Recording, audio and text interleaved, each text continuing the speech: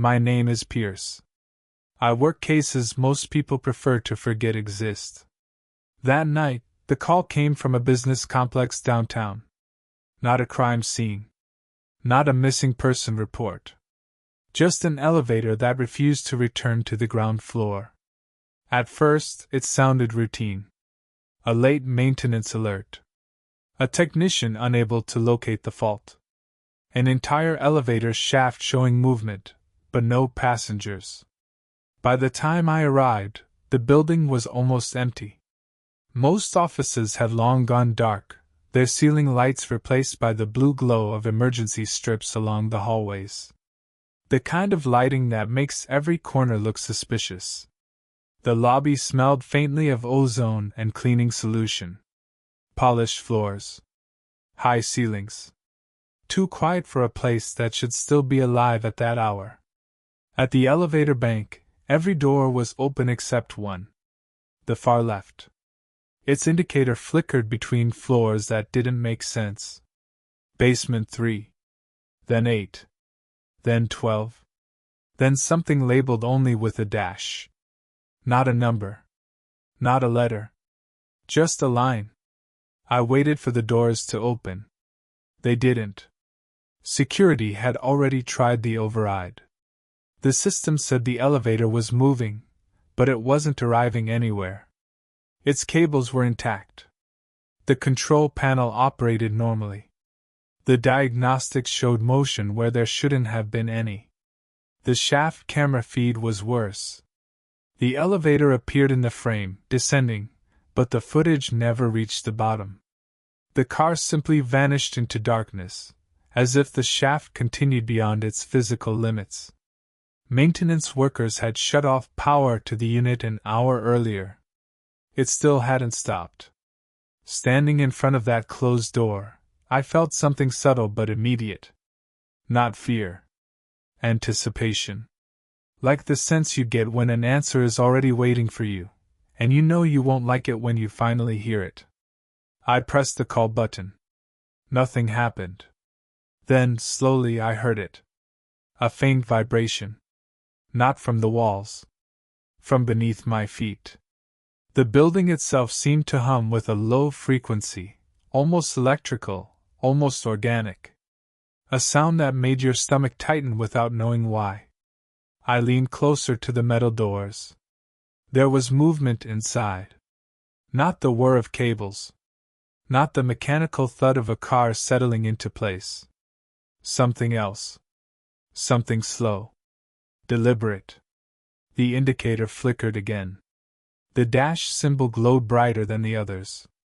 Then the elevator began to rise. Not smoothly. Not correctly. It jerked upward in short, violent motions, as if something below was pulling it back by force. And suddenly, the doors unlocked. A buzzer chirped once. Then the doors began to slide open. The doors opened only halfway. A thin gap revealed the inside of the elevator car. The lights within were on, but dim, flickering like a dying screen. The cabin itself looked untouched. No blood, no damage, no sign anyone had ever stepped inside. And yet the air drifting out was wrong. Cold. Dry. Empty. The kind of air that didn't belong in a place meant for people. Pierce widened the gap carefully and peered inside. The floor indicator over the doorway still flickered, trapped between levels that didn't exist on the building map. Current floor. A single symbol. Still no number. The elevator didn't feel like a room. It felt like an entrance. Pierce stepped inside.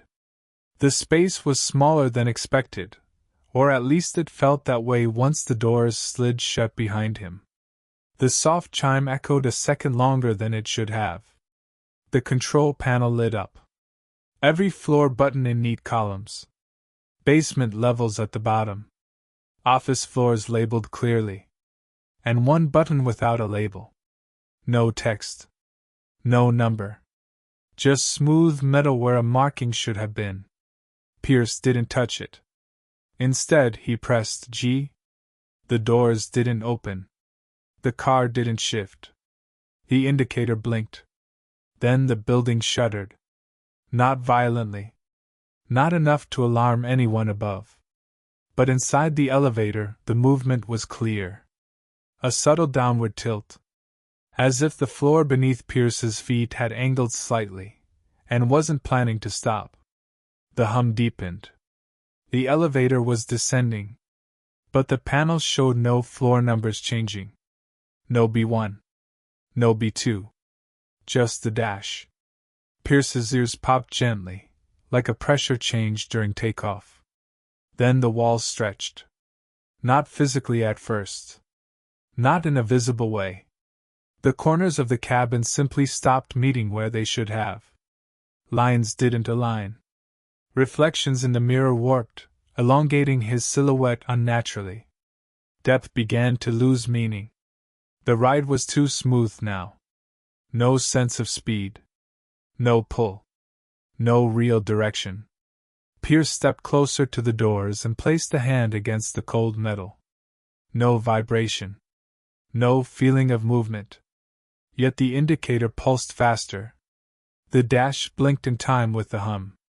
Pierce reached the emergency switch and pulled it down. Nothing happened. He tried again. The panel remained lit, calm, indifferent. The sound was clearer now. Not mechanical. Not electrical. A distant low echo. Like something breathing far below. And then, a second sound joined it. A faint tapping. From outside the elevator. Not on the doors. On the walls. Slow. Even. Methodical. Like fingers counting steps. Pierce backed toward the panel, pulse tightening in his throat. The tapping moved lower along the wall. Then closer. Then, higher again. Traveling. Learning. The mirror caught a shape. Not behind him. Not beside him. Inside the reflection. Something moved in the glass that didn't exist in the cabin. The air turned cold. So cold his breath became visible. Then the tapping stopped. The hum halted with it. Silence flooded the car. Absolute. The indicator blinked once more. Then changed. For the first time that night, a number appeared. Not a normal floor number. Not something you'd find in any building. Just this. 0. The doors began to open again. The doors did not slide open the way normal elevator doors should. They separated slowly, reluctantly, as if resisting an invisible pressure on the other side, and a thin line of darkness appeared between them that seemed far deeper than the space inside any building. Cold air poured in, carrying a dry, stale smell that reminded Pierce of sealed rooms and forgotten basements, of places where no living breath had moved in years. When the gap finally widened enough to see through, there was no hallway waiting. No floor. No walls. Only a wide, hollow darkness that looked less like an empty space and more like the absence of a place altogether. The elevator light spilled outward and vanished almost immediately, as if the darkness was actively consuming it rather than simply failing to reflect it. Pierce stared into it, his eyes straining uselessly for edges that never appeared, for any sign that the world outside the car still followed rules he understood. For a long moment, nothing happened. Then the darkness moved. Not in a dramatic way. Not like something stepping forward. It shifted the way deep water does when something massive changes position far below the surface, sending a slow and heavy ripple through a substance too thick to see clearly. Pierce's chest tightened as the air pressure changed again, subtle but unmistakable, like the invisible warning his body always gave him when something was deeply wrong long before his mind could give it a name. The control panel behind him began to flicker faintly, its soft glow pulsing in uneven intervals that reminded him uncomfortably of a tired heartbeat. He looked down and saw that the unlabeled button was no longer blank. A symbol had appeared where smooth metal had been just moments before. It was not a letter. It was not a number. It looked like a thin, vertical line broken in two places, as if something had tried to draw a shape and failed halfway through. Pierce felt a sudden, irrational certainty that pressing that button would not take him anywhere. It would simply finish something. A low sound rose from the darkness beyond the doors. Not a voice. Not quite. More like the echo of a voice, distorted and stretched thin, as if it had traveled through a place that no sound was ever meant to cross. It was saying something. Repeating something. But whatever language it used was so far removed from anything human that Pierce's mind refused to hold on to it long enough to translate. His reflection appeared again in the steel doors. But it did not behave the way a reflection should. It stood too straight. Too still. Its eyes remained locked on him even when he cautiously turned his own head away. And when he looked back, the reflection did not move with him. It smiled. Very slightly. Not wide. Not unnatural. Just enough to be wrong.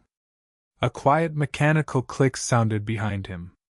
Pierce turned and saw that every numbered button had gone dark.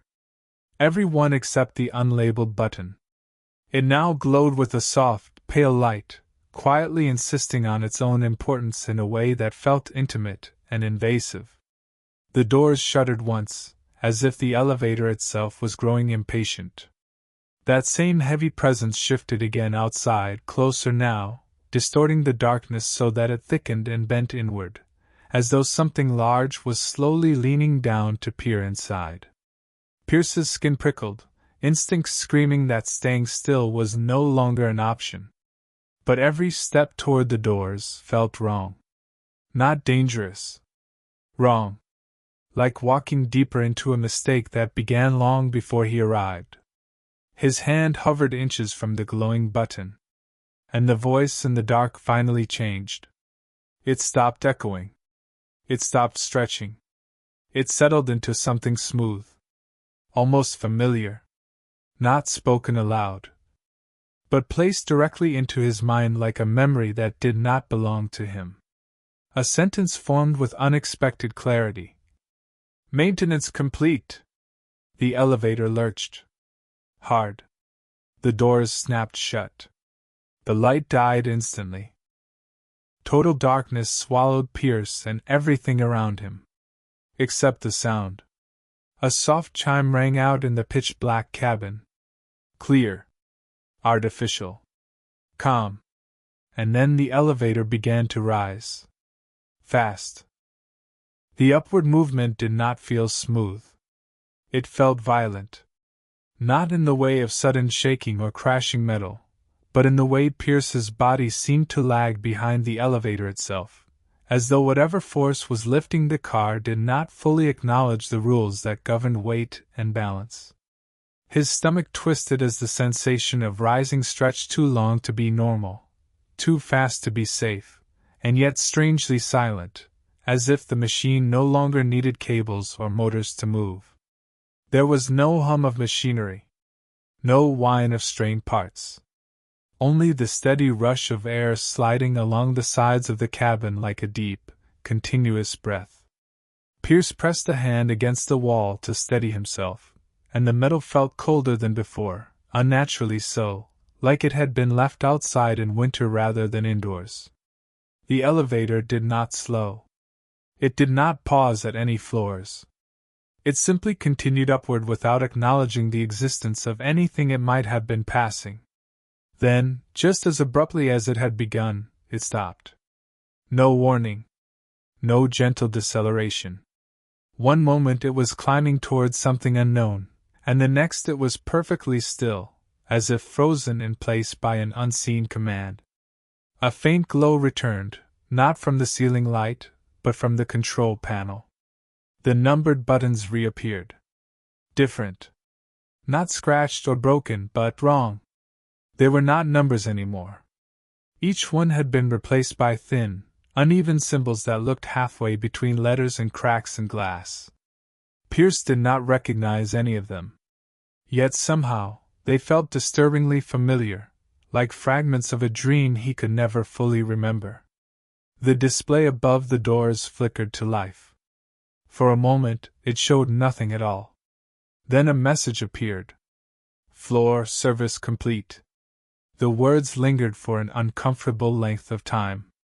And then, without explanation, they changed. Floor, you may exit. The doors slid open smoothly this time, without resistance, without sound. Bright white light flooded the cabin so suddenly that Pierce had to lift his arm to shield his eyes. The air beyond the threshold was warm. Clean. Normal. A hallway waited outside. A real one. Flat ceiling.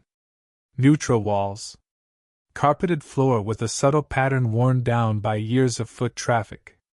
Everything about it screamed ordinary in a way that felt almost painful after what he had just seen. Pierce stepped out slowly, his body tense, expecting the environment to collapse or shift around him. But it didn't. The hallway remained solid. Unimpressed by his fear. Unmoved by his confusion. Behind him, the elevator doors closed softly. No slamming. No mechanical complaint. Just a polite, controlled hush as they sealed the cabin away from view. Pierce stood alone under fluorescent lights that buzzed faintly overhead. For a moment, he simply breathed. And then he looked around. Something was wrong. Not with the hallway. With him. He felt out of alignment. Like a note slightly off-key in a song pretending not to notice. The air was warm, yet he could not stop shivering. The lighting was steady, yet shadows along the walls bent at angles that made no sense when he looked too closely. The world had not changed. But the way it rested around him had. Pierce reached into his jacket for his phone. No signal. No bars. Just a blank screen glowing weakly, as if it were unsure whether it even existed. Behind him, the elevator chimed softly. Once. He turned around. The call button on the wall was no longer there. In its place was smooth, unbroken paint. No seam. No panel. No sign that anything had ever been installed there at all. The elevator itself still stood in the hallway. Its seam barely visible. Immaculate. Untouched. As if it had never been repaired because it had never been broken. Pierce took a step backwards. The carpet did not creak. The lights did not flicker. The world offered no reaction to his unease. And that terrified him more than anything else had. Because it meant the place he now stood in did not care whether he belonged here. A faint vibration fluttered in his pocket. His phone. The screen lit up. One notification. No sender. Just a single line of text. Thank you for contacting maintenance. Pierce swallowed. Behind him, somewhere deep inside the sealed elevator, something moved. Not loudly. Not enough to draw attention. Just enough to remind him. The building still knew where he was. And now. So did whatever had answered his call.